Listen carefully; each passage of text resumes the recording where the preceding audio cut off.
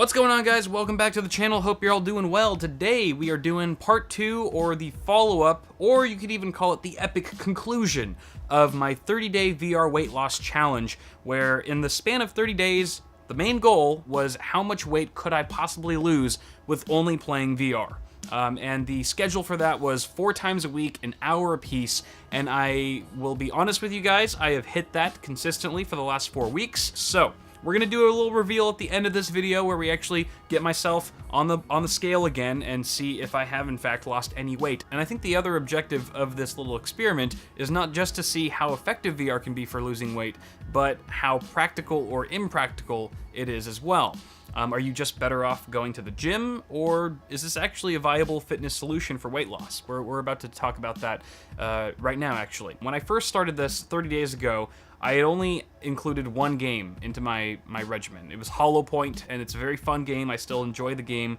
However, it only took about 3 or 4 days in to realize that I was gonna get bored of this game really quick. So I actually ended up having to add in 2 other games, which were Hollow Ball. I played that at the beginning, the first 10 minutes of every session as sort of a warm-up. You got a paddle in each hand. You got to hit this ball back and forth against a wall. It's like playing tennis against a wall, basically. It's not super intensive, but it does get your heart up a little bit, and it's a great warm-up option. And then I also added in Thrill of the Fight, which is the boxing game that I read about on uploadvr.com, which was the only game in their list that they tested which burned more calories and was more intense than Hollow Point. So I bought that game. It was fairly cheap, and I added that. I basically split my time. After the first 10 minutes in Hollow Ball, I split the rest of that time between Hollow Point and Thrill of the Fight. So 25 minutes apiece in those games. And holy crap, by the end of my workouts, not only was I sweating a lot more just from working out different parts of my body in various games, but I was also enjoying myself a bit more because I had a bit more variety to work with instead of just the same monotonous routine over and over, which is one of the things I always hated about going to the gym, as infrequently as I would go in the past. It just seemed like work, and you don't really get that same experience with VR if you are able to switch up the games you're playing in any given day. So that's been fun. I also sort of reworked the Garmin VivoFit HR Plus wristband, the fitness band, to actually work a bit better and more effectively, more accurately, I think. I was switching it to cardio when I was doing my tracking, and there was an other option that's just sort of miscellaneous, not necessarily running per se, but just other fitness activities. Once I switched that over, the calorie count that I was burning seemed to go up like twofold almost. So the average amount of calories I was burning per workout session was about 550 calories, compared to like the 200 that was initially listed or initially recorded on day 1. I think that's a little bit more inaccurate. So 550 calories per session, that's, you know, over 2,000 calories a week that I'm burning, which is about a day's worth of food for me. I usually take in around 2,000-ish calories, give or take. So the fact that I'm burning off 1 entire day per week, I think is probably going to be a good shot. There's a good chance that I've lost some weight from a month ago. My average heart rate, according to the fitness tracker, was 130 beats per minute, which is right in line actually with my target heart rate for burning fat and whatnot. I think it's like 125 or something like that, so very close. The other thing is that I wanted to talk about the cables, the HMD cables that were tripping me up in the beginning.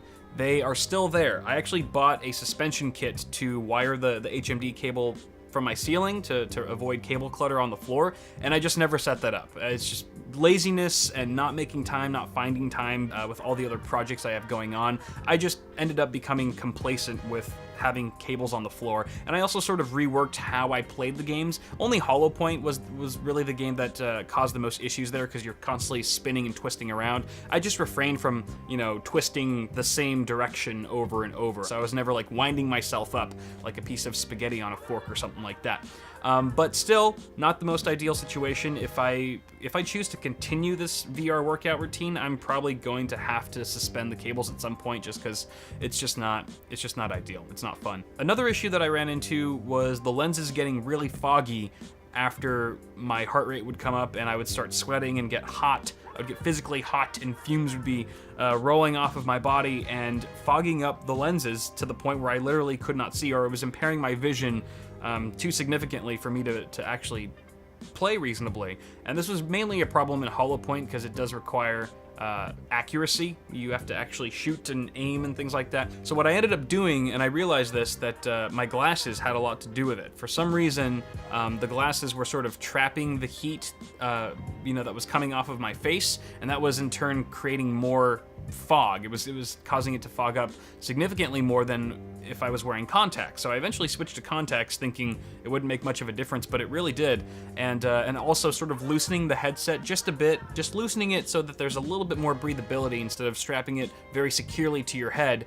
You kind of have to find that happy medium to allow some sort of ventilation to pass through. So that was something to be aware of and that I had to work around, but eventually it worked out. And then sweat, of course. Sweat is not a problem for everyone. It's a huge deal for me because I just have hyperactive sweat glands, you really gotta take care of the hygiene aspect of things. The main thing is the headset, the visor, and the foam padding that goes right along the HMD. I've had to remove that and clean that regularly throughout, my experiment here. It just gets really nasty, and you don't want to feel like you're, grimy or gross going into the workout because you're using this headset that still has like dried sweat on it. It's really sick. So cleaning it out every session or so, or every other session, I would highly recommend if you're gonna take on this task yourself. Now, the last tidbit of information, and something that I've sort of learned to respect and acknowledge throughout this process, is that you are responsible. You're solely responsible for all the equipment and hardware that you're using to work out. I mean, if you go to the gym and the treadmill that you're on breaks, you don't have to pay a dime for that. That's on the gym, obviously. But if you are sweating profusely, for example, and some of that sweat gets into your HMD or your controllers and some of that hardware breaks, you alone are responsible for replacing that equipment. And that can be costly when you're talking about VR. I mean, VR is still very expensive, even though the prices have rolled back a little bit. So that's something to be aware of. And also, when you're really intense in the middle of a game, you are seeing the virtual environment, but you're still blind in real life. So there are often times where I was punching someone in Thrill of the Fight, and I would just get way too into it and kind of get a little too close quarters, and my controller would just smack the headset like hard. Or in Hollow Point, when you're bringing the arrow to the bow, sometimes those two controllers would just smack each other, and I'd like freeze for a moment and be like, is everything okay? Is everything still tracking right? Did I break anything? So that's something to always be conscious of, is that you're using your own equipment and you'll be replacing it out of pocket should any of it fail. So after this 30-day period, I would say that VR is a workable solution to getting fit and losing weight, assuming that it actually works. And that's kind of what we have to talk about now, is did I actually lose any weight? Because we've already sort of discussed the challenges, and I think those challenges are reasonable enough for most people to get around, and you have to work with it. You have to work with VR as a workout tool a little bit, but if you do it properly, like I've learned how to do, it can be a good experience. So, that being said, is it an effective one? Well, first off, let's talk about diet. At the beginning of this challenge, I did mention that I was going to try to curb my diet and watch what I eat more carefully, and I've been doing that to a degree, but to be honest, I haven't been doing it as much as I would have liked to. I've probably changed my diet like 10% of what it was. Like, it really has been so minimal. That being said, any weight that I lose today, that I've lost, we can now attribute a little bit more to the workout portion of the experiment as opposed to the diet one. I'm pretty much all dressed, though, to get on the scale. I'm wearing more or less what I was, apart from the shirt. I was wearing a Pulse Hardware shirt when I weighed myself last month, but this is the same material. We go for the same t-shirt guy. No socks, no belt, pants. I gotta change my pants. So I'm gonna change my pants really quick. I'm gonna jump on the scale, hopefully not break the scale in the process, and we'll see how much weight I've managed to lose in 30 days from working out in virtual reality. All right, guys, so here we are once again. And if you remember day one, I weighed in at 167.4 pounds. And I didn't really have a goal in mind as to how many pounds I wanted to lose. It was just to see how many could I lose in general. So with that said, I'm gonna go ahead and turn the scale on. All right, I'm gonna place my my transmitter, my mic transmitter on the side there. Wasn't wearing it last time. No socks. All the same tricks. Let me get on the scale evenly here. Ready? I'm gonna stop right now. 162.8. 106, so that's almost 5 pounds. That's 4.6 pounds. Yes, that is correct. I can math. So nearly 5 pounds in 30 days. That's actually pretty good, especially for someone my height. I'm 5'7". Yes, I know I'm short. But you can kind of see, like, I guess I can sort of tell that I've slimmed down a little bit. It's more noticeable for me because, you know, I see myself in the mirror every day. Most people probably won't notice, but I definitely do feel a tad thinner, and that's pretty cool. So the hard work seems to have paid off. And I guess the question now is, what am I going to continue doing this? Am I going to continue working out in VR, and am I going to keep this up? Honestly, I would like to.